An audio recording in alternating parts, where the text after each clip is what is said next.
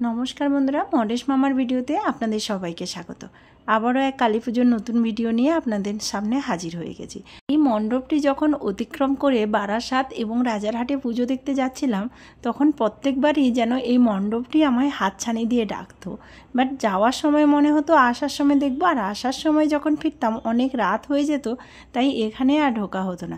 তাই কালী পুজোর পরের দিন মা এবং আমার হাজব্যান্ড সবাই মিলে আমরা চলে এসেছি এই মণ্ডপটি দর্শনের জন্য। সত্যি খুব সুন্দর তৈরি হয়েছে এই মণ্ডপটি, দূর থেকে এতটাই অ্যাট্রাকটিভ যে বারবার হাতছানি দিয়ে যেন মা ডাকছে আমায়। খুব সুন্দর সোলার কাজ হয়েছে, সাথে বেতের কাজ করা হয়েছে এই মণ্ডপটি, আর সুন্দর ছোট ছোট লাইটিং দিয়ে তৈরি করা হয়েছে ঝাড়বাতি, যেটা সুন্দর করে তুলেছে প্যান্ডেলটিকে। একদম ইকো পার্ক 1 নম্বর গেটের একটু আগেই যেখানে দুর্গা অঙ্গন তৈরি হবে, তার পাশেই কিন্তু তৈরি হয়েছে এই মণ্ডপটি। চাইলে আপনারা ভিজিট করে যেতে পারেন, কয়েকদিন এখন পুজো থাকবে এখানে।